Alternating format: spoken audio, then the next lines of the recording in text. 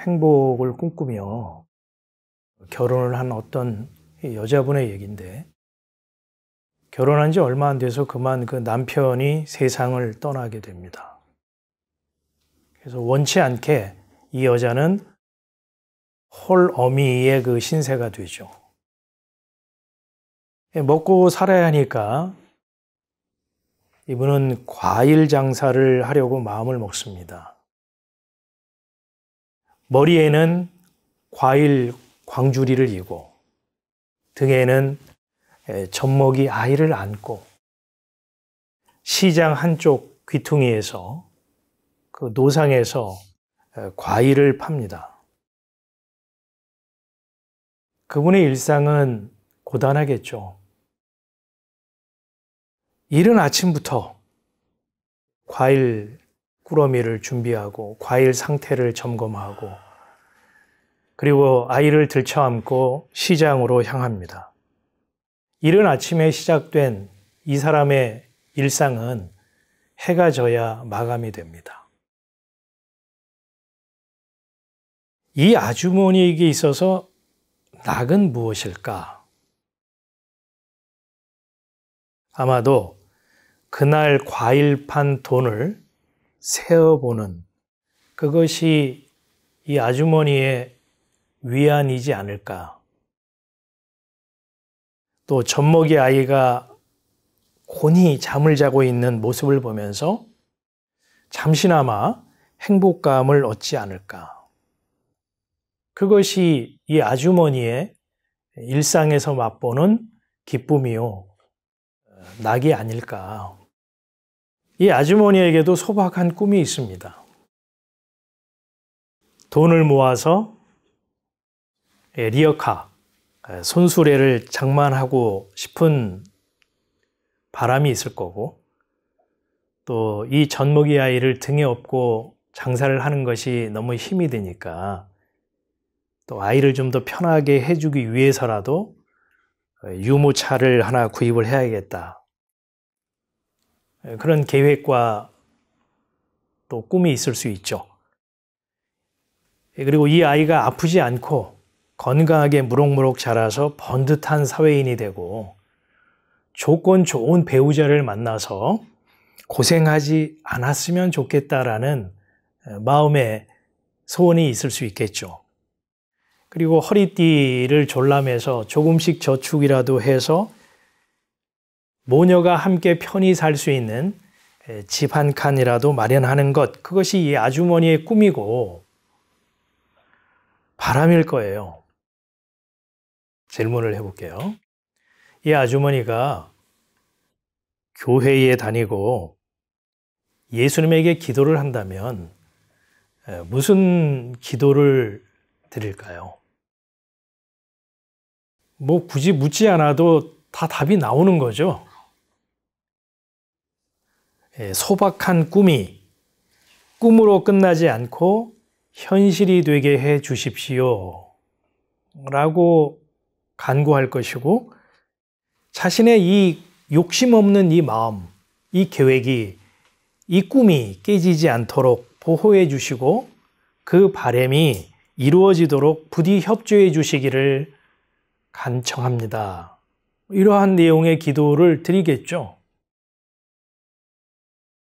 제가 아주머니의 이야기를 했지만 실은 아주머니만의 경우가 아니고 우리 모두의 자화상이기도 한 겁니다.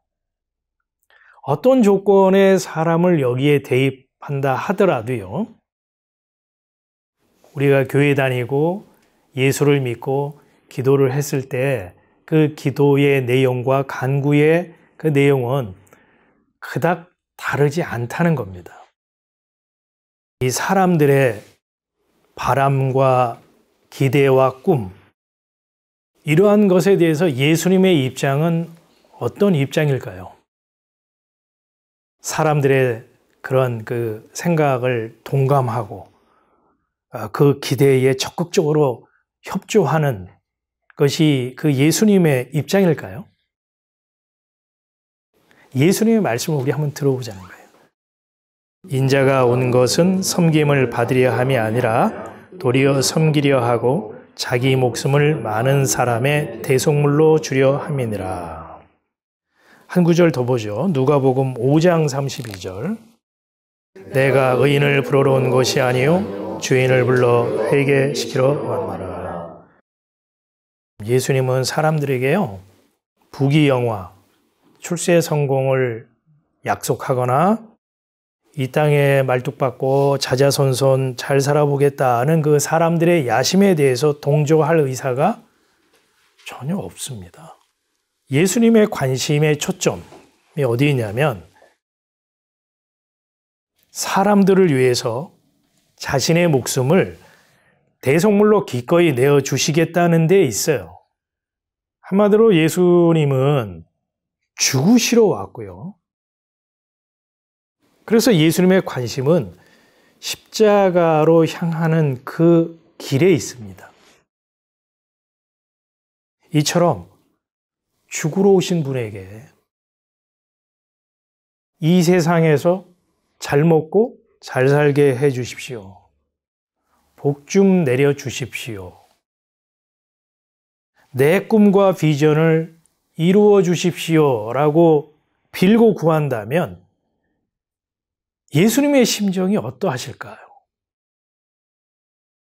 죽음을 말씀하신 예수님에게 와가지고 자기 자식들을 하나는 우의정, 하나는 좌의정을 시켜달라고 치맛바람 일으킨 엄마가 성경에 등장을 합니다.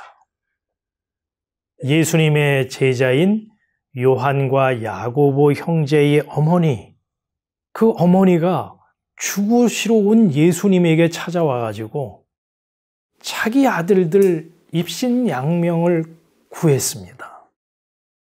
보라, 우리가 예루살렘으로 올라가노니 인자가 대제사장들과 서기관들에게 넘기움에 저희가 죽이기로 결안하고 이방인들에게 넘겨주어 그를 능욕하며 채찍질하며 십자가에 못 박게 하리니 제3일에 살아나리라.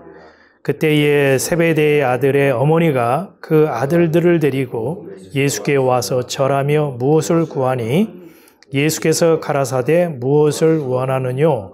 가로되 이 나의 두 아들을 주의 나라에서 하나는 주의 우편에 하나는 주의 좌편에 앉게 명하소서.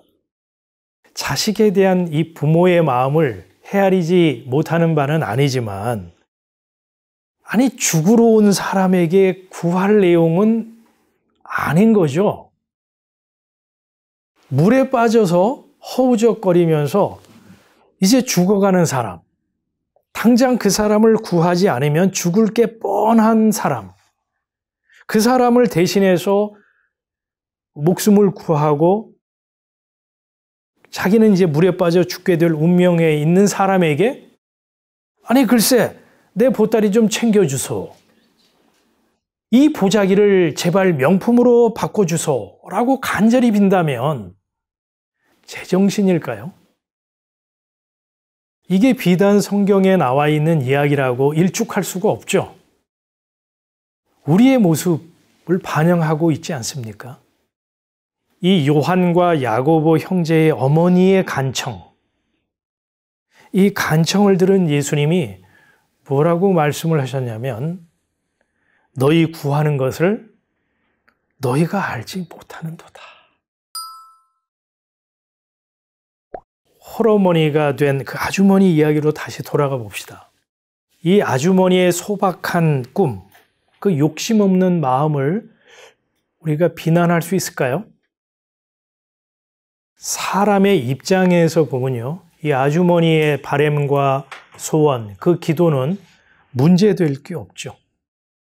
사람에게서 나오는 기도가 그거 외에 어떤 게 나올 수 있겠어요?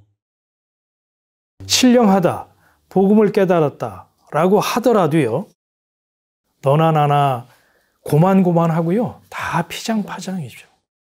사람의 본성과 관심이 그렇다고 해서 어물어물 덮고 넘어가자, 이런 주의는 아니에요.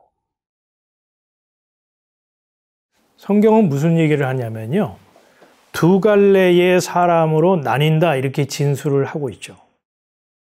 한 사람은요, 타고난 본성에 충실한 기도,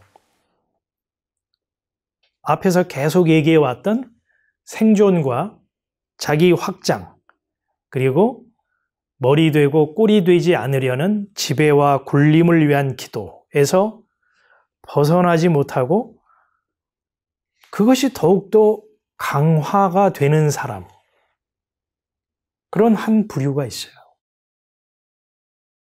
저는 교회 생활을 쭉 해오면서 안타까운 부분이 뭐냐면 교회나 교회에 관련된 기관이나 단체, 또 기독교 신문이나 방송이라고 하는 곳에서 말하고 있는 내용들이 이 첫 번째 경우를 더욱 확장시키고 강화하는 그런 신앙교육이 아닌가, 그런 생각을 하게 됩니다. 우리가 교회에 가게 되면 이러한 기도를 더 열심히 하십시오. 더 간절하게 하십시오. 응답을 받을 때까지 인내를 가지고 하십시오. 라고 가르치지, 이러한 기도에 대해서 일침을 가하는 경우가 있습니까?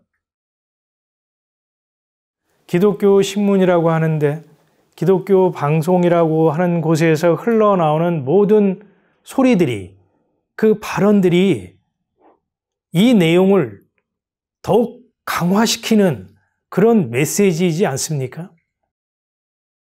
저는 지금 교회를 비판하거나 기독교 방송이나 신문사에 대해서 딴지를 거는 것이 아니에요.